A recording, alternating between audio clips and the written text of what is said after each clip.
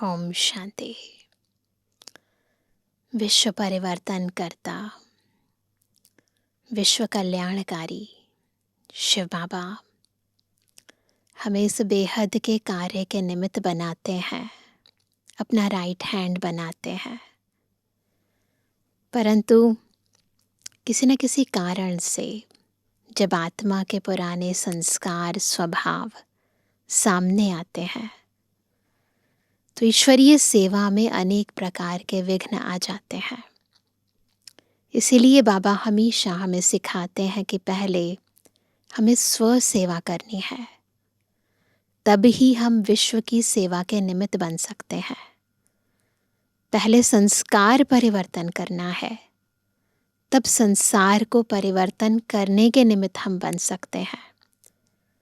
तो स्व से सर्व की ओर बाबा हमें आगे बढ़ाते हैं, हद से बेहद की ओर ले जाते हैं। और आज की मुरली भी कैसे हमें अपने भाव को, स्वभाव को, संस्कार को बदलना है, ताकि ईश्वरीय सेवा में हम हर कदम आगे बढ़ा सकें। कुछ भी गलती से ऐसा काम ना हो जो हम बाबा का नाम बदनाम करें। तो किन बातों का परहेज करना है, कैसे स्वयं को बदलना है, आज की मुरली हमें सिखा रही है। सुनते हैं बाबा के मधुर महावाक्य। आज है 4 अगस्त 2026। बाबा के महावाक्य हैं, मीठे बच्चे, बाप का राइट हैंड बनना है तो हर बात में राइटियस बनो। बाप के राइट हैंड बनना है तो हर बात में राइटियस बनो, रॉन्ग कुछ नहीं, है ना। सदा श्रेष्ठ कर्म करो। राइटियस बनना यानी सदा श्रेष्ठ कर्म करो, पवित्र कर्म, आत्मिक स्थिति में रहकर बाबा की याद में श्रीमत प्रमाण कार्य करना, यह है राइटियस कर्म। तो अगर राइट हैंड बनना है तो राइटियस बनना है।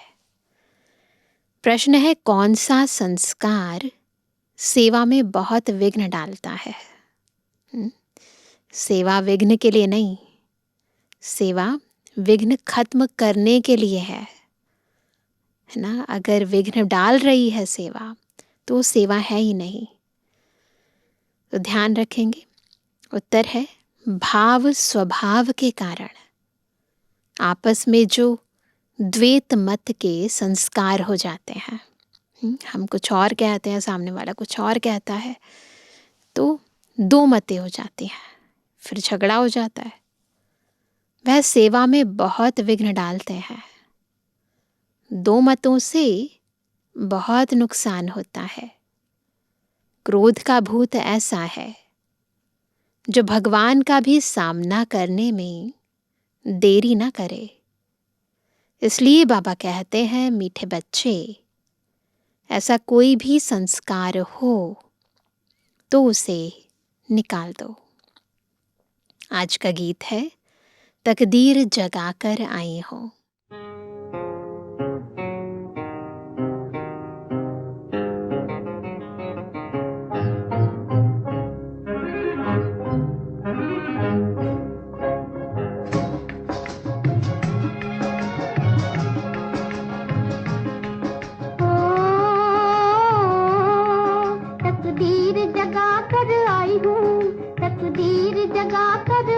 जगा कर आई हूँ, मैं एक नई दुनिया बसा कर लाई हूँ, दुनिया बसा कर लाई हूँ।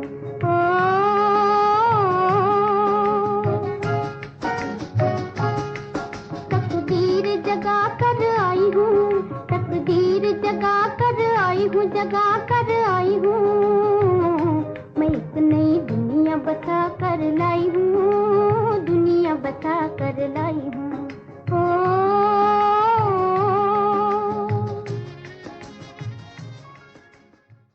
ओम शांति।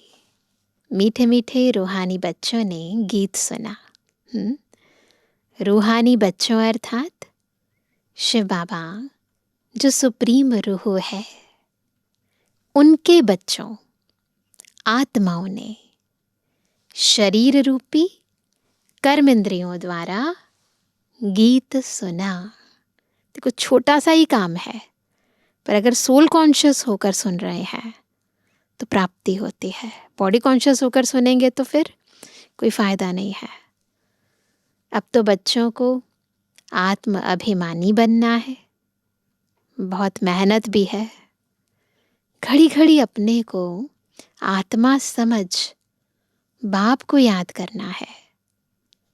यह है गुप्त मेहनत। ऐसे बाहर से तो कुछ दिख नहीं रहा ना, अंदर ही मेहनत कर रही है आत्मा। बाप भी गुप्त तो मेहनत भी गुप्त कराते हैं। बाप स्वयं आकर कहते हैं, बच्चों मुझे याद करो। तो कल्प 5000 वर्ष पहले मुआफिक फिर से सतोप्रधान बनेंगे।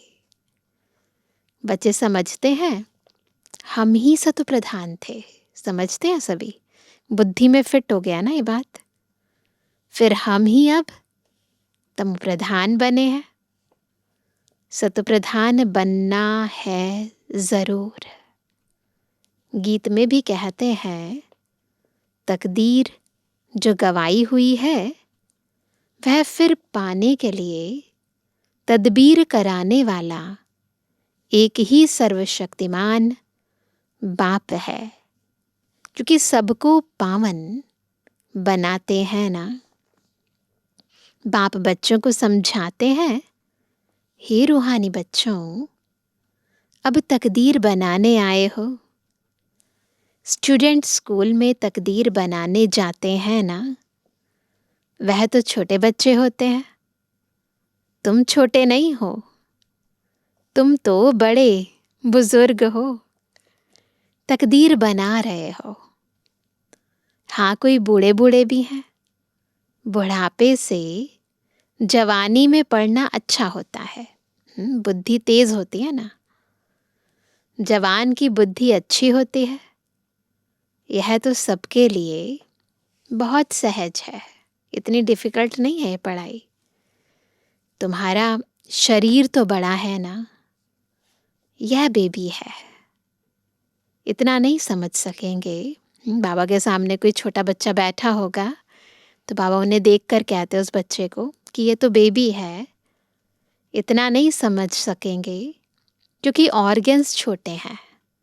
तो ऐसे ही डेवलपमेंट भी जो होती है ऑर्गन्स की, वो फिर समय प्रमाणी होती है ना। तो छोटे हैं तो छोटे ऑर्गन्स हैं, तो इतने डेवलप्ड नहीं है, तो ब्रेन धीरे धीरे बड़ा होता है ना। स्तुति, निंदा, दुख, सुख, इन बातों को तुम समझ सकते हो। आत्मा तो बिंदी है, शरीर बढ़ता रहता है। आत्मा तो एक रस ही होती है, कभी घटती बढ़ती नहीं। उस आत्मा की बुद्धि के लिए बाप कस्तूरी जैसी सौगात दे रहे हैं, ले रहे हैं ना सभी। ये ज्ञान क्या है? ये कस्तूरी है ना। इसमें रूहानियत की खुशबू है, क्योंकि अभी तो बुद्धि बिल्कुल तमो प्रधान बन गई है, स्वब स्वच्छ भी बन रही है। यह चित्र तुमको समझाने में बहुत काम में आते हैं। भक्ति मार्ग में देवताओं के आगे जाकर माथा झुकाते हैं, पूजा करते हैं। आगे तुम भी अंधश्रद्धा से जाते थे, शिव के मंदिर में जाते थे। तुमको यह थोड़ी पता था कि यह शिव बाबा है। बाबा से जरूर वर्षा मिला है, तब तो उनकी महिमा गाई जाती है। कोई अच्छा काम करके जाते हैं तो उनकी महिमा गाई जाती है। स्टैंप बनानी चाहिए शिव बाबा की। शिव बाबा गीता सरमोनाइजर, यह स्टैंप सहज बन सकेगी। वह बाप सबको सुख देने वाला है। बाप कहते हैं, मैं तुमको सुखधाम का मालिक बनाने वाला हूँ। बुढ़ियाँ भी यह तो समझती होंगी कि हम आए हैं शिव बाबा के पास। जो विचित्र है उसने इस चित्र यानी तन में प्रवेश किया है। निराकार को विचित्र कहा जाता है, जिसका कोई चित्र नहीं, बुद्धि में रहता है। हम शिव बाबा के पास जाते हैं जिसने यह टेम्परेरी चित्र धारण किया है।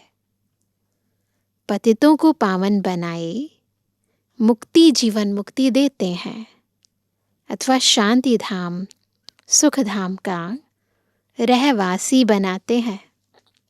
मनुष्य शांति के लिए ही कोशिश करते हैं। भगवान मिले तो शांति मिले, सुख के लिए पुरुषार्थ नहीं करते हैं। बस बाप के पास घर जाएं, भगवान मिले। इस समय सब मुक्ति की चाहना रखने वाले हैं। जीवन मुक्ति लेने वाले सिर्फ तुम ब्राह्मण ही हो, बाकी सब मुक्ति की चाहना रखने वाले हैं। जीवन मुक्ति का रास्ता बताने वाला कोई है ही नहीं। सन्यासियों आदि के पास जाकर शांति मांगते हैं। कहेंगे मन की शांति कैसे मिले? जो भी रास्ता बताने वाले हैं वह है ही मुक्ति में जाने वाले। मोक्ष क्या होता है वह भी बुद्धि में नहीं आता है। कोई भी साधु सन्यासियों के पास जाते हैं, इसीलिए जाते हैं। मंदिरों गुरुद्वारों में जाते हैं, शांति के लिए जाते हैं। तो मुक्ति का लक्ष्य है, शांति का लक्ष्य है। क्यों? क्योंकि सभी आत्माएं तो जीवन मुक्ति में नहीं आएंगी ना। केवल ब्राह्मण आत्माएं जीवन मुक्ति के लिए पुरुषार्थ करते हैं। तो बाबा कहते हैं मोक्ष क्या होता है वह भी बुद्धि में नहीं आता है। तंग होकर कहते हैं मुक्ति में जाएं तो अच्छा है। दुनिया से तंग हो गए, कर्म बंधन है ना, संबंध बंधन लगने लगे तो चाहते हैं छूट जाना। तो बाबा कहते हैं वास्तव में मुक्ति धाम है आत्माओं के रहने का स्थान। इतने सेंटर्स पर बच्चे हैं, सब जानते हैं कि हम नई दुनिया के लिए राज्य भाग्य लेते हैं। बाबा हमको नई दुनिया का राज्य देते हैं। कहाँ देंगे? नई दुनिया में देंगे व पुरानी दुनिया में देंगे। बाप कहते हैं मैं संगम पर आता हूँ, नई और पुरानी के बीच में। न मैं सतयुग में न कलयुग में आता हूँ, दोनों के बीच में आता हूँ। बाप तो सबको सदगति देंगे ना, ऐसे तो नहीं दुर्गति में छोड़ देंगे, नहीं। सदगति और दुर्गति इकट्ठे नहीं रह सकते। बच्चे जानते हैं यह पुरानी दुनिया विनाश होनी है, इसलिए इनसे प्यार नहीं रखना है। बुद्धि कहती है बरोबर अभी हम संगम युग पर हैं, यह दुनिया बदलने वाली है। बुद्धि में ये फिट बैठ जाए ना तो ऑटोमेटिकली पुरानी से वैराग्य आ जाए। अब बाप आया हुआ है।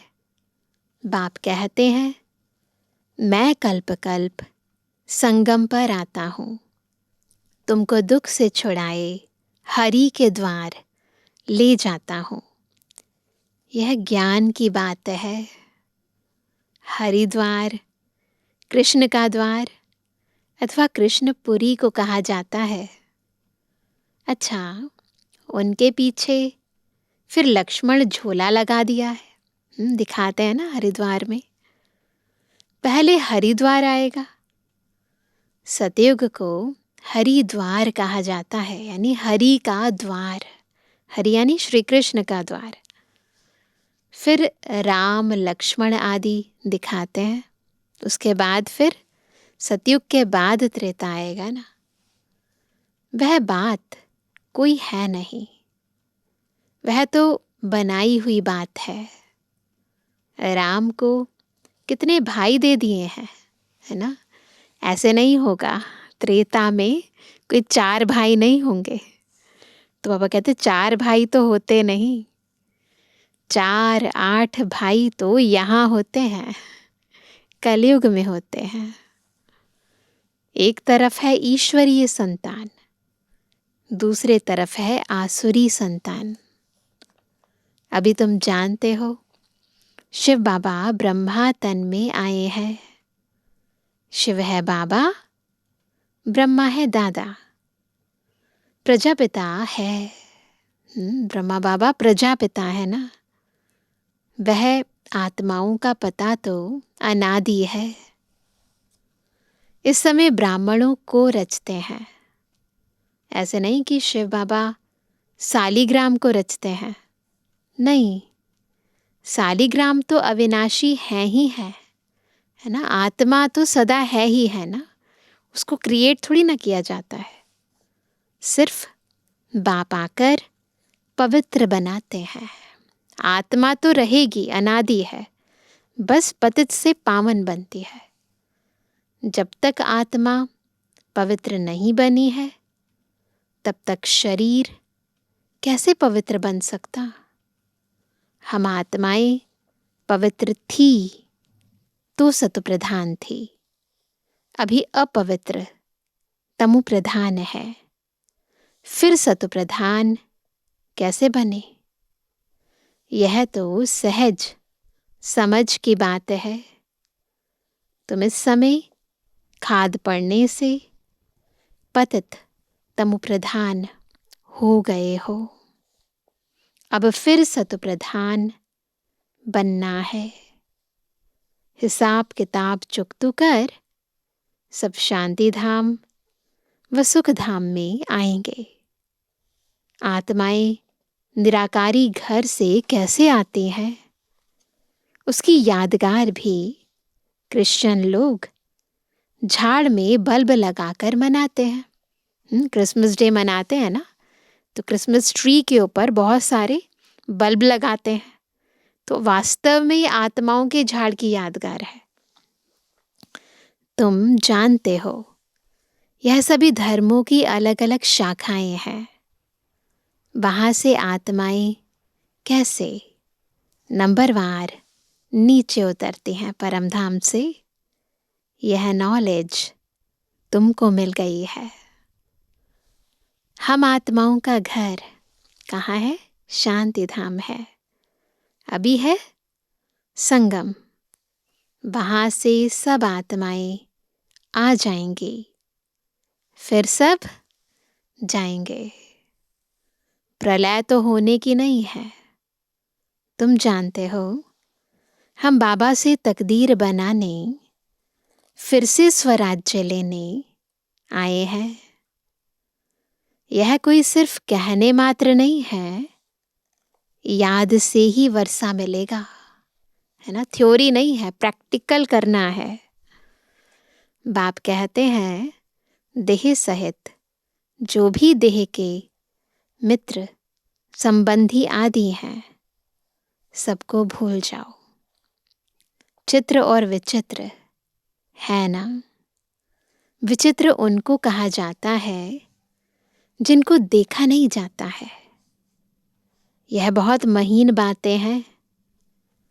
आत्मा कितनी छोटी है, उनको घड़ी घड़ी पाठ बजाना पड़ता है।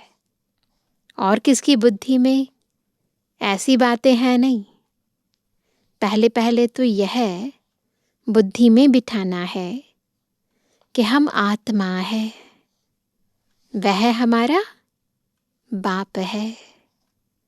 उनको ही पतित पावन हे भगवान कह याद करते हैं। दूसरी कोई जगह जाने की दरकार नहीं है।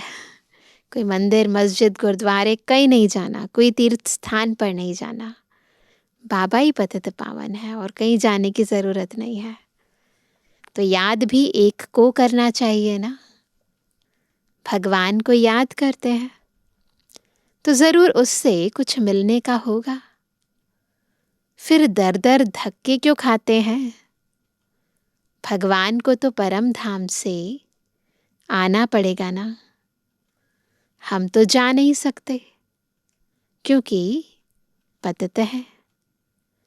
पतित वहां जा ना सके। अभी तुम वंडर खाते हो। भक्ति मार्ग का पाठ कैसे वंडरफुल है ना।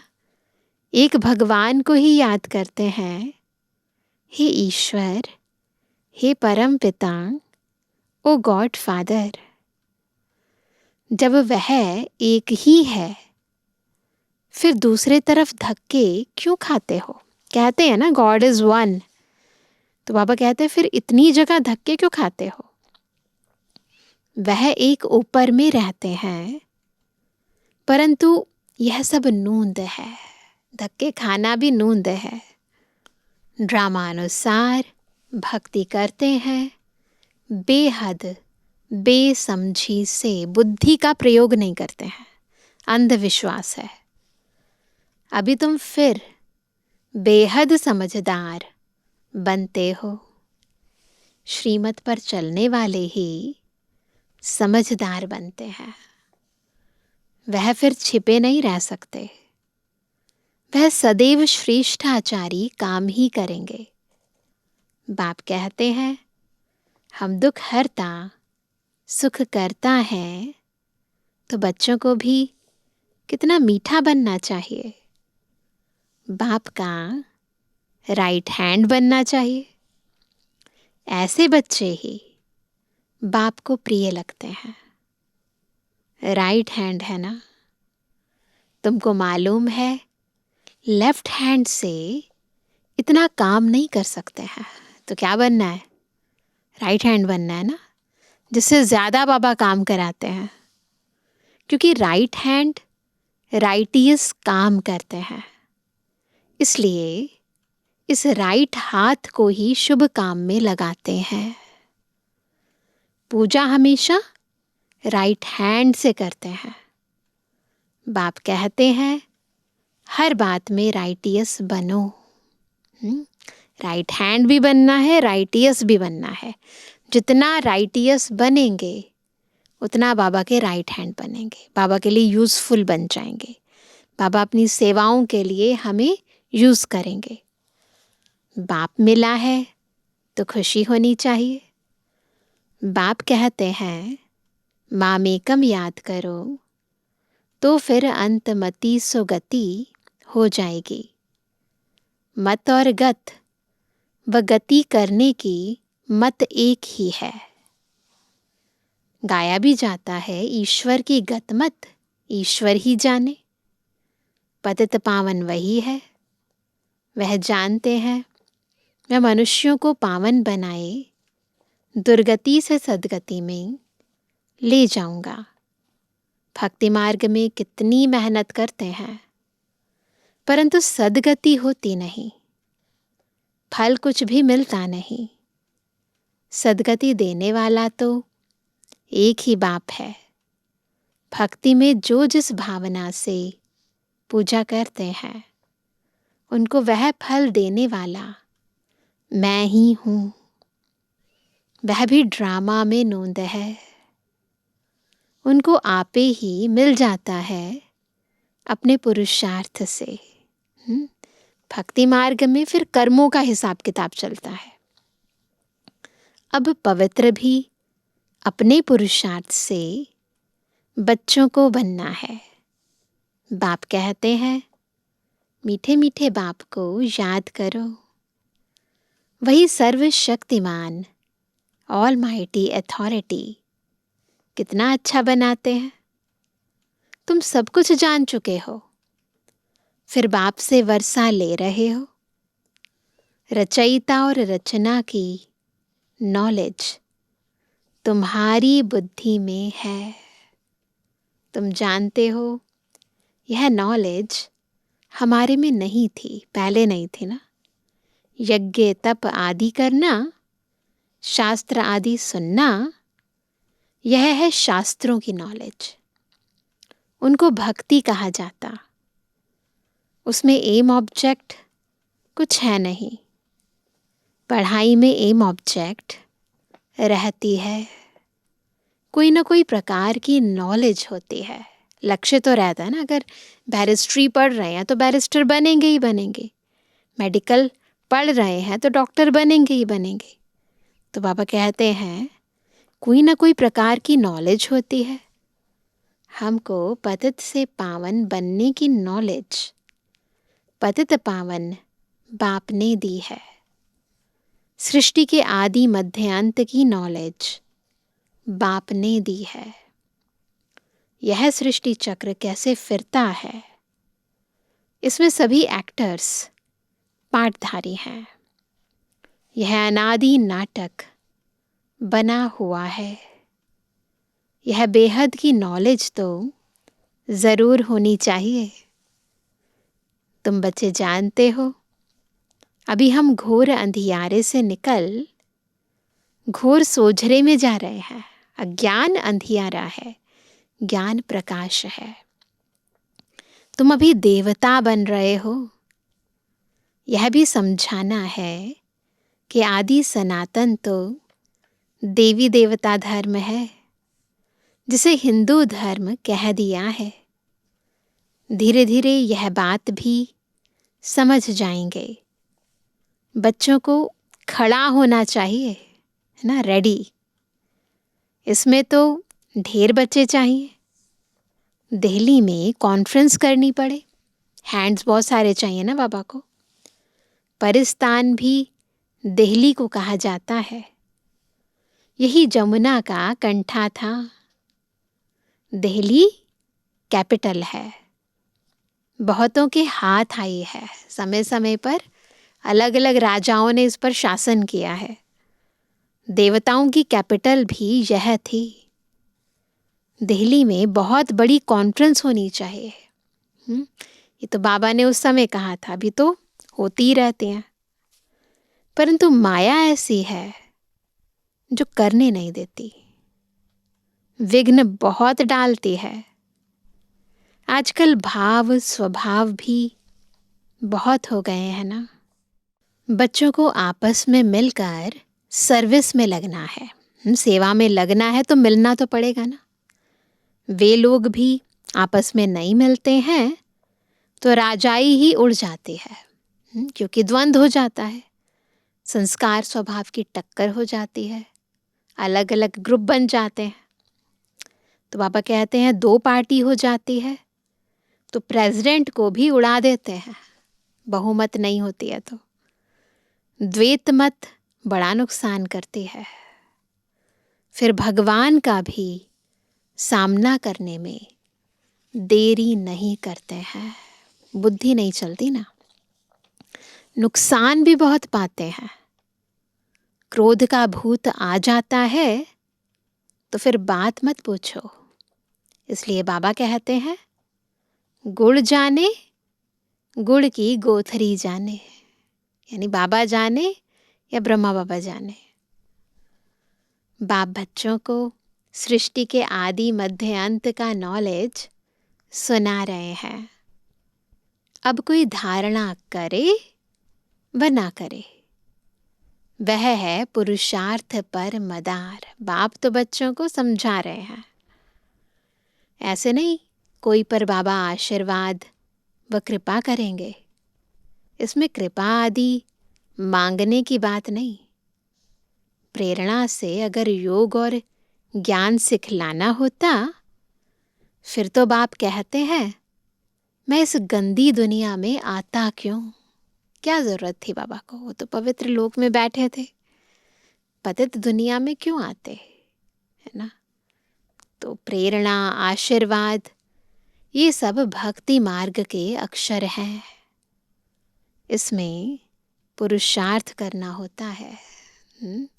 ज्ञान मार्ग में पुरुषार्थ करना होता है, प्रेरणा की बात नहीं। तुमको 3 इंजन मिली है इकट्ठी, है ना।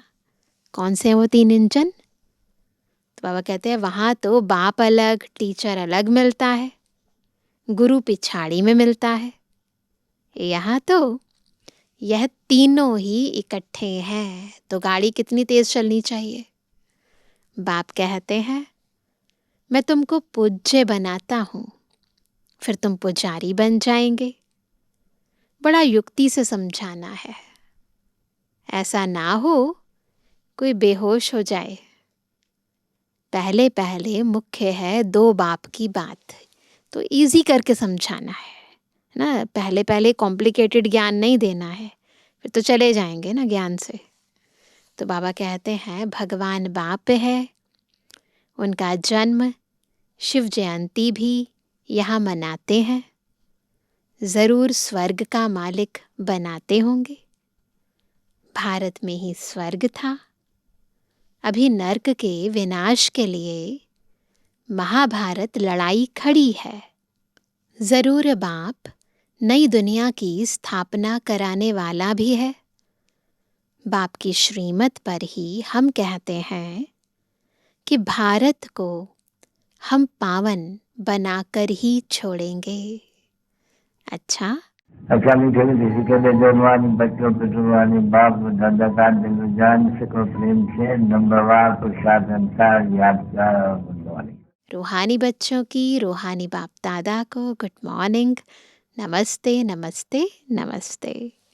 धारणा के लिए मुख्य सार है पहला, जैसे बाप दुख हरता सुख करता है, ऐसे बाप समान बनना है।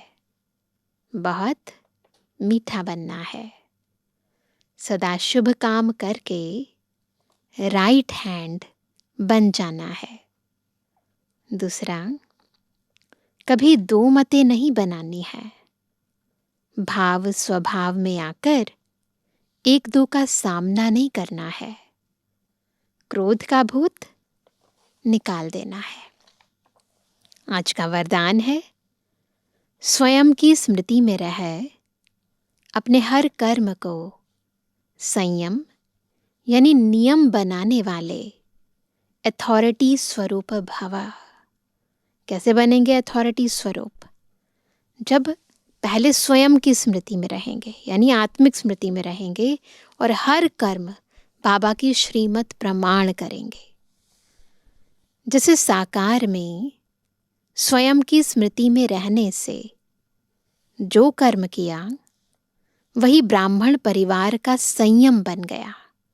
ब्रह्मा बाबा ने जो कार्य किया ब्राह्मण परिवार का नियम बन गया। ब्रह्मा बाप समान बनना है ना, उनके समान कर्म करने हैं।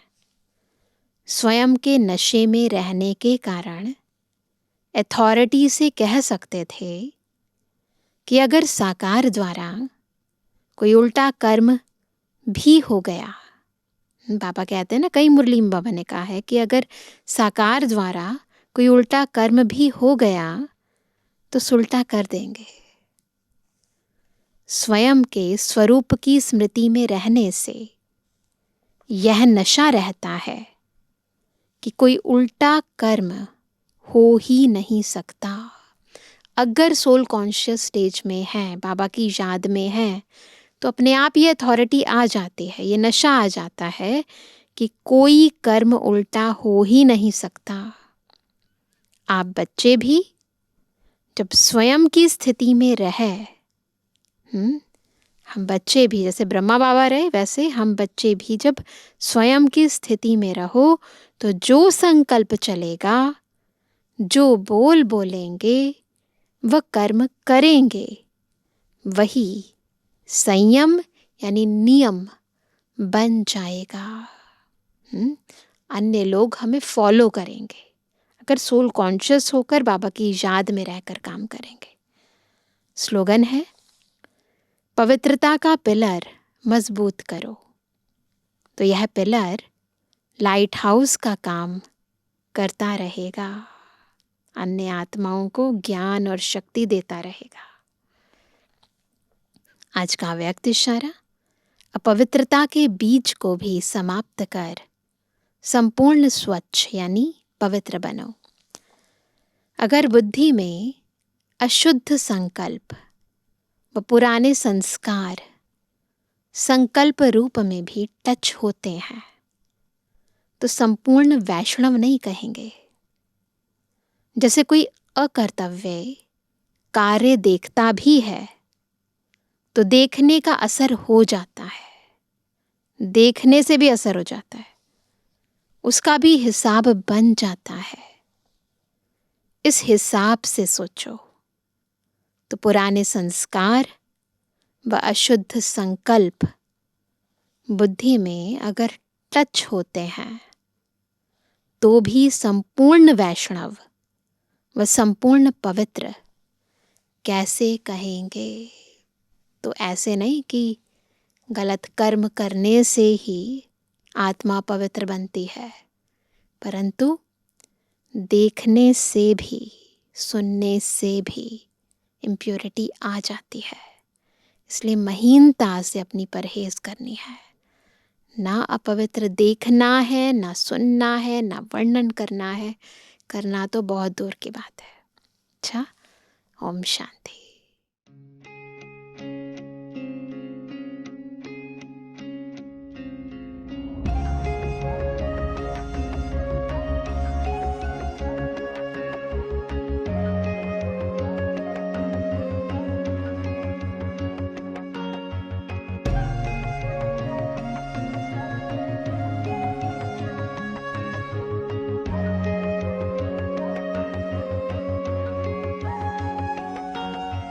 प्यार का गीत हम सबको सुनाएंगे, टूटे हुए विश्वास को फिर से जगाएंगे।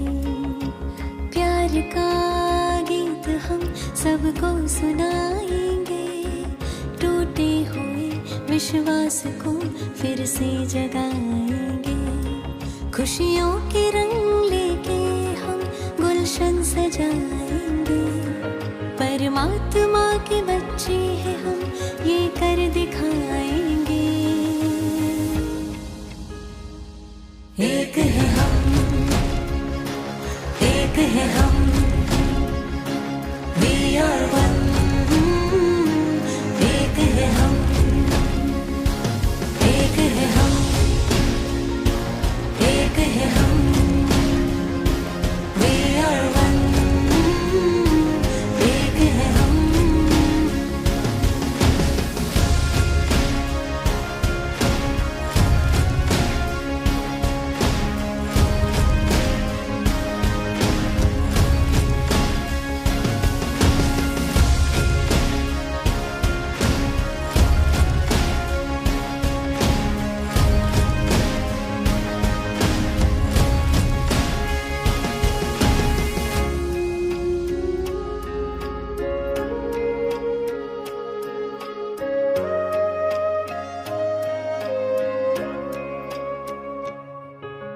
बूंद बूंद जब मिल जाए तो सागर कहलाए। एक एक जब फूल खिले तो बगिया महकाए।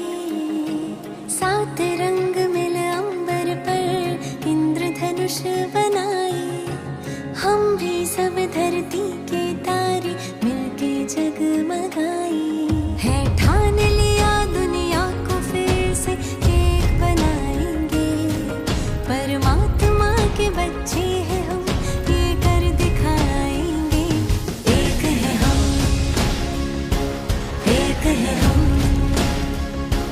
we are one।